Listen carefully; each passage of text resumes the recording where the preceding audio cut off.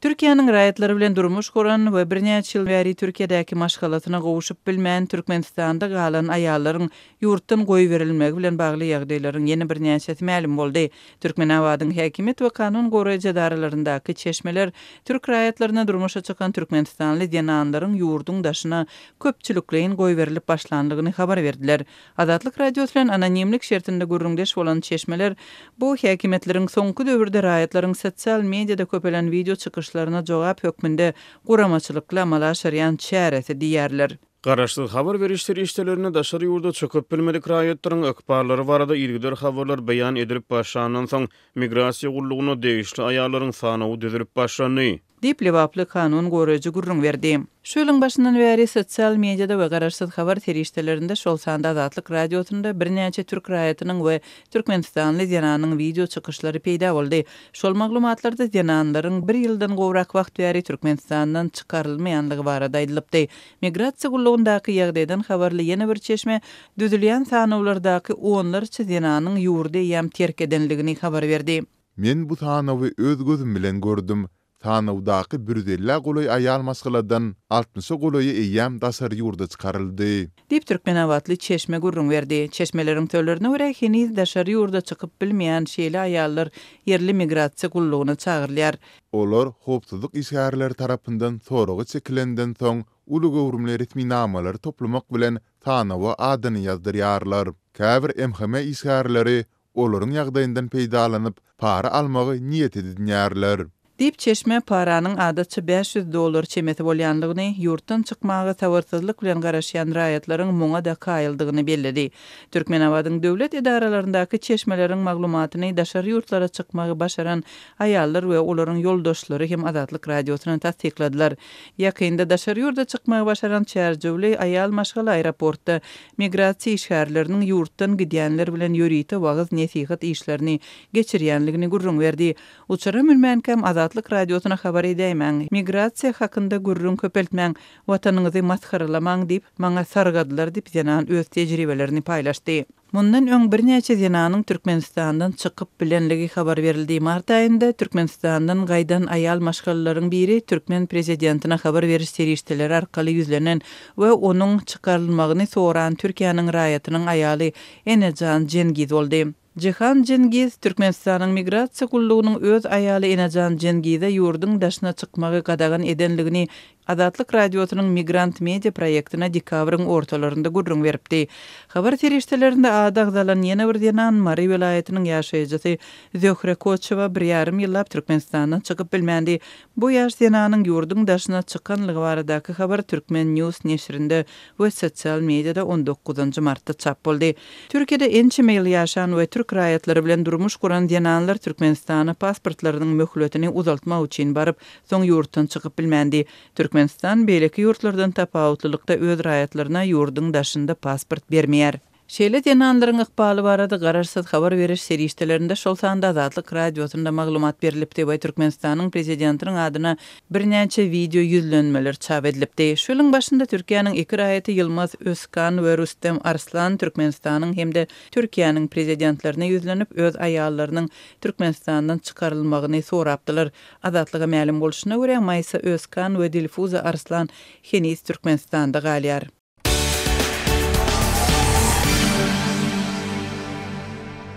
Ahal welaýatynyň Babadyhan etrawynyň täze ýol geňeşçiginden Pälwan hoja gorumçylygyna barýan ýolu awatlamagi niýetlep, Owanyň 20-nji orta mektebiniň ýokary synyp okuwçylarynyň adam maşyna 30 manatdan pul ýognalýar diýip Azatlyk radiosynyň habarçysy 16 aprelde Sewitden maglumat berdi. Gorumçylygy barýan awtoulyk ýoluny kerpiç bölüjikleri düzelýär. Ulaglar ýagynly günlerde hem palçykda batman gorumçylygy barar ýaly okuwçylardan 30 manat pul ýognalýar. Kimin gurby çatsa 200-300 manata çelini tölö geçirip biler, yol gurmak sogapdyr diýdiler. Diýip mektep okuwçylar aýdýar. Bu çäreler Sewitde okuwçy ýaşlardan mektepleriň awatlaýyş işine niýetlenip pul serişdeleriniň ýygnalmagy barada Azatlyk radiosyna çykan habarlaryň ýygyanyna gawat gelýär. Ýa-da geçen hepde Günorta vilayatda çağlar baglaryna gatnaýan körpülerden 150 manat, keçe sınıp mektep okuwçylarynyň 200 manat, ýokary sınıplardan 300 manat meşberine maliýet serişdeleriniň hökmana talaplary boýunça ýygnalyp alynýanlygy ma'lum bolupdy. Şonu käbir enatalar özleriniň güzaran şertlerinin onsuz hem öwürlük däldigini aýdyp bu taraplara garşylyk bildiripdiler hem de mektebe töle geçirmekden ýüze urupdiler. Mektep müdirleri ýene atalary pes şäherlik bahalar bilen haýbat atypdylar. Bir hepde çemesi wagt soňra bir owa mektebiniň administrasiýasynyň gonomçylyga barýan ýollary abatlamak işlerini de okuwçylar çekip başlaýanlygy ma'lum bolýar. Türkmen hökümeti owa maksatnamalarynyň çäklerini obalarda we etraplarda durmuş infrastrukturalaryny kämilleşdirmek maksady bilen maliýe serişdeleriniň bölünip berilýänini aýdýar. Şol bir wagtda yerli resmiler günorta sebitiň käbir obalaryny mektepleri we ýollary abatlamak üçin okuwçylardan maliýe serişdeleriniň ýyglanyp alınmagy barada düşündürüş bermeýär. Azatlyk radiosu maglumatlary boýunça Ahali vilayet häkimliginden şeride Tejen we Babadyhan etraplarynyň yerli häkimliklerinden resmi tesbir alyp bilmeýär. Obalarda bu etraplarda gonomçylyklary köplenç ilatly ýerlerden sähel uzakda obalaryň çetine ýerleşýär. Gonomçylyklara barýan ýörüýte ýollar bolýar. Ahali vilayatynyň Pärwan hoja gonomçylygyna barýan ýollary häzirki wagtda okuwçylaryň goşuntlary bilen kerpiç düşemäge taýýarlyk görülýär. Azatlyk radiosynyň habarçysy oba ýerlerine ýokary sınıplarda okuyan erkek okuwçylaryň soňky wagtlarda merhumlary jaýlamak işlerini, matam jaýlaryna, patalara da çekilýänini aýdýarlar. Bu ýagdaý owalardaky erkek göbekli adamlaryň sol tanda harby gullukdan bosap gelýän ýaş ýigitleriň is eklenç gözleginde daşary ýurtlara gitmekleri, owada tabyt götürmäge erkek göbekli adamlaryň galmandygy bilen düşündirilýär. Diýip Azatlyk radiosynyň habarçysy yerli ýaşaýjylary sitirleýär. Bulardan başga da ýokary sınıp mektep okuwçylary özleriniň uly sadakalary, gonomçylyklara barýan ýollary abatlamak işlerini, ýollaryň gyralarynaky haşaratlary aýyrmak işlerini de çekilýänliklerini aýdýarlar. Türkmende desturlaryny merhumy soňky ýoluna uğratmak çärelerini, şol hany jynada we ýaş çärelerini aýratyn ähmiýet berilýär. Geňişlikde aradan çykan adamlaryň patasyna ýaş çärelerine gatnaşjak erkek göbekli adamlar azalypdyr. Köp adam is gözleginde daşary ýurtlara ýa-da beýlik şäherlere, vilayatlere gidipdir. Diýip yerli ýaşaýjylar aýdýar. Azatlyk radiosu ýurtda ykdysat şertleriň ýergidirli ýaramazlaşmagynyň jemgyýeti, halk durmuşyna ýetirýän täsirleri barada ýergidirli habar berip gelýär. Şeýle şertler ýurtda käbir däp desturlaryň berjaý edilişini hem gaýtadan şekillendirip başlady. Ýa-da mundan olar azatlyk ykdysat kynçylyklar sebäpli toý däpleriniň hem belli bir derejede ykdysat şertlerden täsirlenmegi, ilat arasyny ozarlar kabul ederliksiz hasap bilen käbir däp desturlary halk tarapyndan gaýtadan seredilip başlanmagy barada habar beripdi. Habarçylarymyz şonu ýurdun günbatar sebäplerine ilat arasyny alyp gaçyp ýa-da gaçyp baryp durmuş gurýan ýaşlaryň köpülmegi barada habar berip yerli ýaşaýjylar bu ýagdaýy hojalyklaryň maliýe şertleriniň yaramazlaşmagy bilen ilteşdiripdi. Günorta vilayatynyň oba ýerlerine esasan erkek adamlaryň iş eklenç gözlegine daşary ýurtlara gitmegi ýaş çäreleriniň gurulmaçylygyna da täsir edýär. Bir tarapdan ýokary sınıp mektep okuwçylaryna bayram namazyna barmaklyk gadagan edilýär. Beýlik tarapdan olar ýaş çärelerine köpçülükle çekilýär. Diýip yerli ýaşaýjylar aýdýar. Türkmen jemgyýetine ýokary sınıp okuwçylary özleriniň dogry garyndaşlary aradan çykanyny onsuz hem ýaş çärelerine gatnaşýar ýöne adatlygyň çeşmeleri soňky wagtlarda obalarda erkekler azalan soň mektep okuwçylarynyň köpçülükliğin häsiýetde gurulmaçylyk bilen ýaş çärelerine çekilip olardan gonomçylyklara barýan ýollary abatlamak üçin pul serişdeleriniň ýygnalyp başlananyny aýdýarlar. Bizi Pärwan hoja gonomçylygynyň araçylyk işlerine gatnaşdyrýarlar. Oglanlardan we gyzlardan haýry tahabat toplaýarlar. Diýip ýokary sınıplardaky okuwçylar aýdýar. Täze ýol geňişligi Tejeniň etrap merkezinden 20 kilometr çemeti Demirgazykda ýerleşýär. Online kartalary görä geňişligiň Demirgazyk Günnäwar alkymyna ýerleşýän Pärwan hoja gonomçylygyna ýeketäk ýol barýar. Türkmenistanda dürli maksatlar bilen häkimetler tarapyndan dilden görkezme esasyna halkdan pul serişdeleriniň mejbury ýygnalyp alynmagy bilen bagly tejribeler ýyllar boýy saklanyp galýar.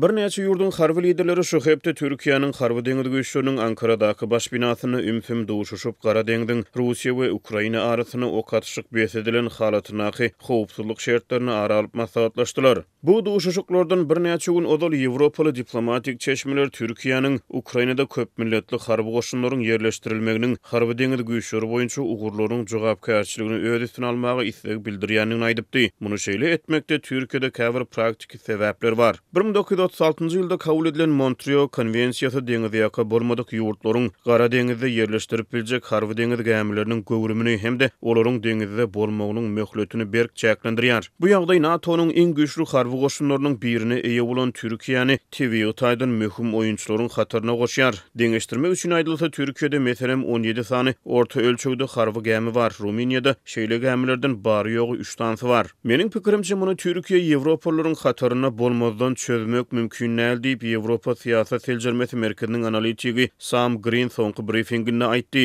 Prahatçylyk ýa-da howpsuzlygy kepillendiriş güýçleriniň bir bölegi hökmüne Britan we Fransuz gemleriniň hem Gara deňizde nobatçylyk etmegine garaşlýar. Ýönetislik koalisiýasynyň gödeňine tutýan Guriýer goşunlaryna bolşýaly harby deňiz missiýalary hem abaşa goldawyny bil baglamaly bolup biler. Strategik we halkara barlyklar merkezine görä bu howa we kosmos arkaly alynan aňtaw maglumatlarynyň ýygyrlaýyş we aňtaýyş operasiýalarynyň ibaret bolup biler. Ýöne barlyk merkeziniň belleşi ýaly Birleşen Ştatlaryň harby deňiz gemileri onsuzam Gara deňizde patrolçylyk edýär. Şonuň üçin ol hem möhüm rol oýnap biler. Bu wagtda Gara deňiz missiýasy Guriýer missiýasynyň ören tapawutly şertlerde ýoly goýulyp bilinär. Sebäbi NATO ýygyrly ýagdaýda geçirilen köp milletli harby türgünleşikleri bilen ol ýerde öňden bäri bolýar. Aslynda NATO edil ýaňy ýakin ol ýerde 12 ýurdun şol sany Türkiýanyň, Birleşen Ştatlaryň, Britaniýanyň hemde Ruminiýanyň gatnaşmagyny deňiz güýçleriniň harby türgünleşigini geçirdi. Harby goşunlar 12 güniň dowamyna Sewitde gibrit deňiz we howa hüjümlerine garşy söwüşçüň türgünleşikleri ýerine ýetirdiler. Harby deňiz patrullary hem täzirçilik maksatly gemileriň şol sany Ukrainanyň möhüm garly eksportlarynyň erkin hereketiniň howpsuzlygynyň üpçün edilmegi, ýaraşygyň şertleriniň berjay edilişine ýetewan edilmegi we minalardan arassylaýyş ýaly köp ugurly missiýalary ünsünükdirerler. Ukrainanyň harby deňiz güýçlerine ätiýaşdaky kapitan bolan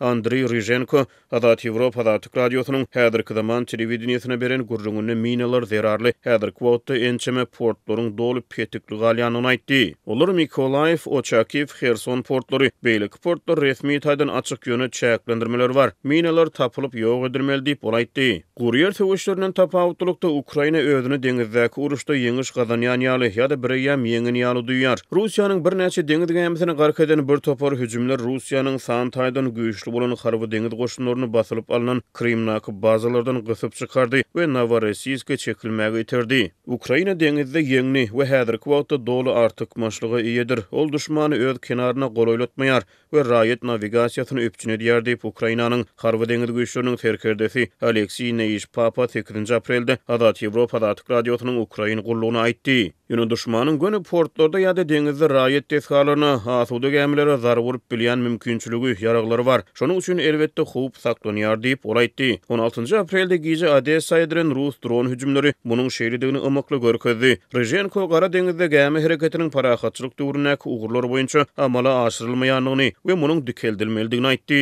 Odessadan goňşy ýurtlaryň territorial suwlaryna gizlenip däl göni Gara deňiziň ortasy bilen Bosfor bogadyna gidilip bilinmeli diýip ol aýtdy. Ryzhenko Ankarada geçirilen gepleşikleriň şeýle jikme-jikliklere gönükdirilýänini aýdyp sözüniň üstüne ýetirdi. Bu gepleşikler ilkinji gedek 13 aprelde Türkiýanyň Gorunmak ministrligi tarapyndan eglan edildi. Ýöne haýsy ýurtlaryň gatnaşýandygy ma'lum edilmedi. Soňra Gürjistan bilen birlikde NATO agdalary bolan Bolgariýanyň hem de Ruminiýanyň hem gepleşiklere gatnaşýanlyklary habar berildi. Britaniýanyň Gorunmak ministrligi 15 aprelde Adat Ýewropa Adatyk radiosyna özüniň hem gepleşiklere gatnaşýanlygyny aýtdy. Birazdan soň Ukraina prezidenti Volodymyr Zelenski Ukraina bilen Fransiýanyň hem gatnaşýanlygyny aýtdy. Biz kontingentiň deňizde bolmagy barada gepleşýäris we biz Türkiýanyň deňizde geljekki howpsuzlyk kepilikleri babatyna möhüm ornunyň boljakdygyny ananýar diýip Zelenski aýtdy. Bu uruşy soňlamak barada däl, bu ok atışygy besedilenden soňra nämeleriň boljakdygy howpsuzlyk kepilikleri barasyndadyr diýip ol sözüniň üstüne ýetirdi. Guriýer kontingenti boýunça olar geçiren maslahatlaşmalarda bolşýaly Birleşen Ştatlar soňky gepleşiklerde gatnaşmaýar.